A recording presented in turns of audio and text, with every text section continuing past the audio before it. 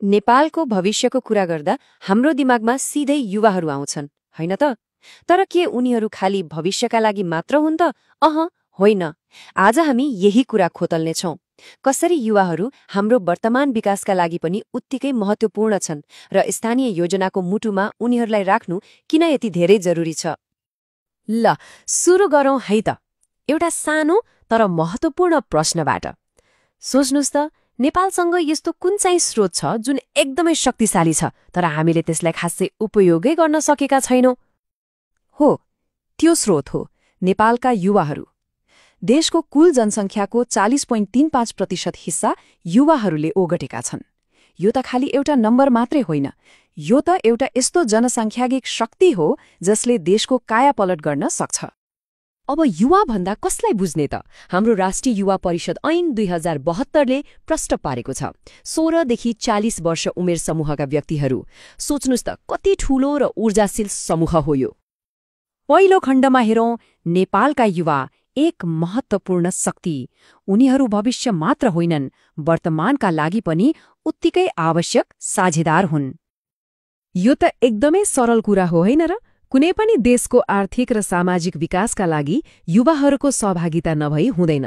उनीहरूको ऊर्जा, उनीहरूको नयाँ सोच, त्यो नै त हो नि विकासको इन्धन। तर यहाँनिर एउटा ठूलो तर आउँछ। अब दोस्रो खण्डमा हेरौं, योजनामा देखिएको त्यो खाडोल। मतलब एकातिर यति ठूलो युवा जनसङ्ख्या छ, अर्कोतिर नीति बनाउने बेलामा उनीहरूलाई प्राथमिकता नै दिइएको छैन। यो चार्टले त त्यो खाडललाई छर्लङ्गै पारिदिन्छ। हेर्नुस् त, जनसङ्ख्याको 40% भन्दा बढी हिस्सा युवाको, तर उनीहरूको लागि छुट्याइएको बजेट एकदमै न्यून, लगभग नगन्य नै भन्दा हुन्छ। यो आँकडा आफैमा कति ठूलो कहानी हो, होइन त? अनि त्यो जुन अलिकति बजेट छुट्याइन्छ नि, त्यो पनि कहाँ जान्छ त? ल हेर्नुस्, खेल मैदान, युवा क्लब, कभर्ड हल, साउन्ड सिस्टम अनि उद्घोषण तालिम। अब यी कुराहरू नचाहिने त होइनन्, तर के यतिले मात्रै युवाहरूको समग्र विकास हुन्छ त? पक्कै हुँदैन। भनेपछि समस्या खाली पैसाको मात्रै रहेनछ, प्रक्रियाको पनि रहेछ।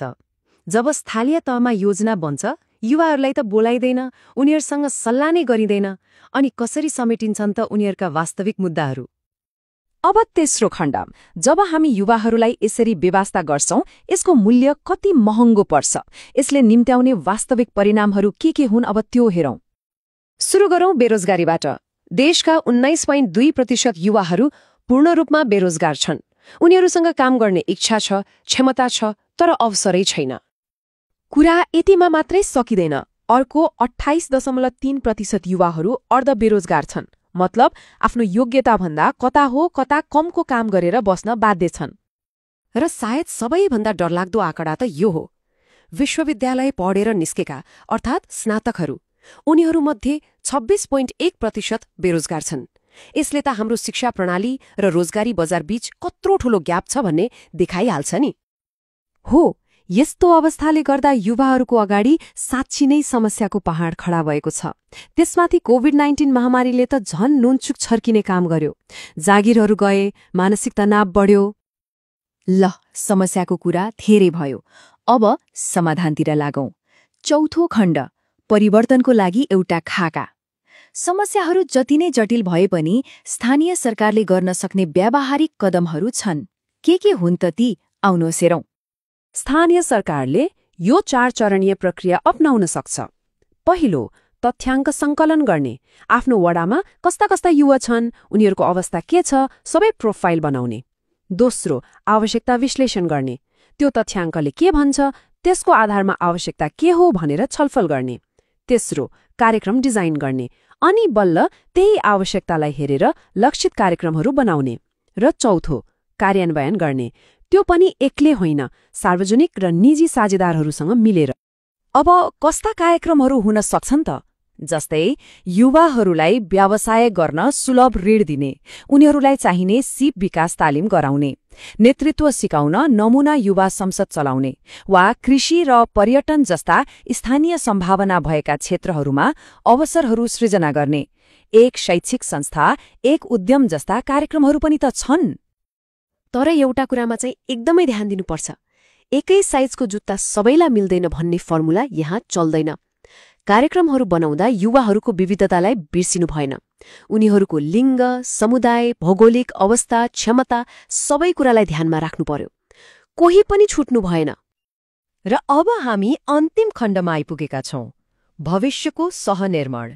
यो एकदमै स्पष्ट छ कि राष्ट्रिय समृद्धिको साँचो भनेको स्थानीय पहल नै हो। युवाहरूलाई सँगै लिएर मात्र हामी एउटा बलियो भविष्य बनाउन सक्छौं। आखिर स्थानीय सरकार भनेको के हो त? जनताको सबैभन्दा नजिकको सरकार उनीहरू नै त हुन् जसले संघीय र प्रदेशका नीतिहरूलाई ग्राउन्डमा ल्याउँछन् र जनताको आवाजलाई माथिसम्म पुर्याउँछन्। उनीहरू एउटा पुल हुन्। त्यसैले अन्त्यमा एउटा प्रश्न छोडेर जाँदैछु। आज हामी जे जति योजनाहरू बनाउँदैछौं त्यसले भोलिको नेपाल साक्षीकै बनाउँछ भनेर हामी कसरी ढुक्क हुने? यसको जवाब एकदमै सरल छ। युवाहरूलाई योजनाको छेउमा होइन, केन्द्रमा राखेर, उनीहरूलाई साझेदार बनाएर।